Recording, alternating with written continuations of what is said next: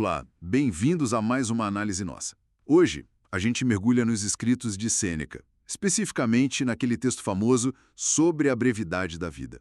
A ideia central dele é bem provocadora, né? A vida não é curta. Nós é que fazemos ela ser curta desperdiçando o tempo. A gente está usando como base a tradução do William Lee. E o objetivo aqui é entender por que Sêneca acha que nós encurtamos a vida. E claro, como ele sugere que a gente pode viver de forma mais plena. Vamos lá. Olha, Sêneca já começa, assim, de cara falando daquela reclamação geral, né?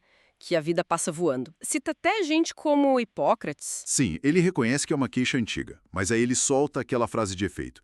Não é curto o tempo que temos, mas dele muito perdemos. Exato. Ele defende que, na verdade, tempo a gente tem, bastante até. O problema é como a gente gasta, né? Em luxo e na indiferença, como ele diz. Uhum. E o interessante é como ele detalha onde esse tempo vai parar. Ele aponta o que chama de vícios. Vícios. Tipo a ganância, se dedicar a coisas totalmente inúteis, a ambição que depende do que os outros pensam. Essa coisa da opinião ali a pega, né? Muito. E tem mais. Querer negociar sem parar, a paixão por assuntos militares, ser um tipo de servo voluntário de gente poderosa. Nossa. Até a busca pela beleza dos outros ou a nossa mesmo, e uma inconstância, uma leveza que não se fixa em nada. Tudo isso são vícios que impedem a gente de viver de verdade. E os exemplos que ele usa são muito fortes. Gente rica que está sufocada pelos bens, pessoas exaustas buscando reconhecimento. Poderosos sem tempo para si mesmos. Aquela frase dele, ninguém pertence a si próprio, é pesada.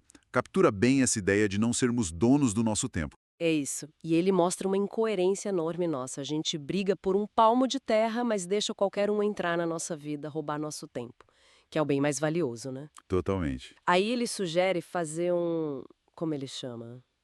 Um cômputo de tua existência. Tipo uma auditoria do tempo. Exatamente. Parar e pensar.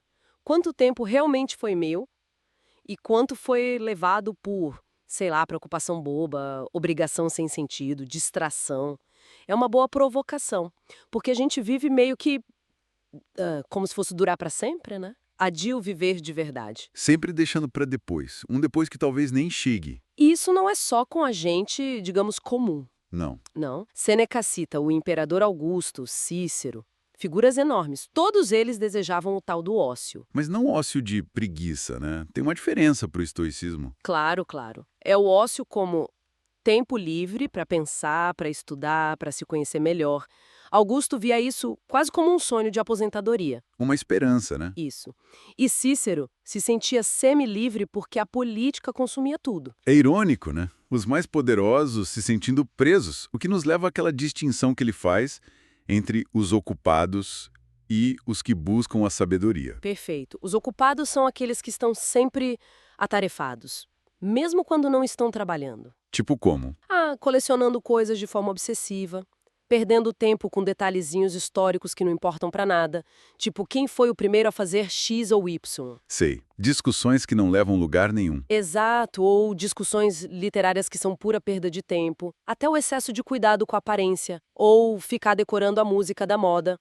Tudo isso pode ser essa ocupação vazia. Entendi. Qualquer coisa que distrai a gente de olhar para dentro. Basicamente isso. Tá.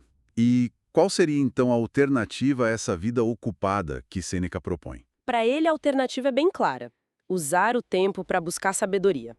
Ele argumenta que só vivem de verdade aqueles que dialogam com os grandes pensadores do passado. Como assim dialogar? É se dedicar a entender o que eles disseram. Ele cita Zenão, Pitágoras, Aristóteles.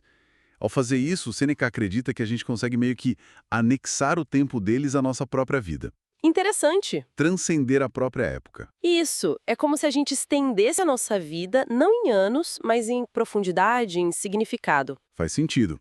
Então, não é só parar de desperdiçar tempo, é investir ativamente em algo maior. Exatamente. A mensagem toda é sobre viver conscientemente. Os ocupados, ele diz, estão sempre meio que fugindo. Fugindo. Esquecem o passado porque se arrependem, negligenciam o presente porque estão sempre pensando em outra coisa e têm medo do futuro. Nossa, que retrato. E muitas vezes querem que o tempo passe rápido, acham o tempo livre um peso. O verdadeiro ócio estoico é o oposto disso. É um engajamento profundo. Com a sabedoria, com o autoconhecimento. Sim, Olha, esse desafio do Sêneca parece muito atual, né? É quase um grito para a gente parar de adiar a vida, parar de deixar as preocupações pequenas, as ocupações vazias, consumirem o agora. concordo totalmente. E para mim, o ponto central não é só gestão do tempo, tipo, ser mais produtivo. É mais profundo, é gestão da vida. Da qualidade do tempo. Isso, da qualidade. Sêneca está pedindo uma escolha consciente. O que a gente vai fazer com esses momentos finitos? Investir no que realmente enriquece, no que conecta a gente com algo duradouro. É uma escolha importante. E para a gente fechar, fica uma reflexão talvez. Sêneca sugere que se conectar com a sabedoria do passado, de certa forma, estende a vida. Uhum. Hoje, a gente vive hiperconectado, né? Um bombardeio de informação o tempo todo. Será que a gente está se conectando com essa sabedoria atemporal ou só se afogando no que é passageiro, no efêmero? Fica aí a questão para pensar.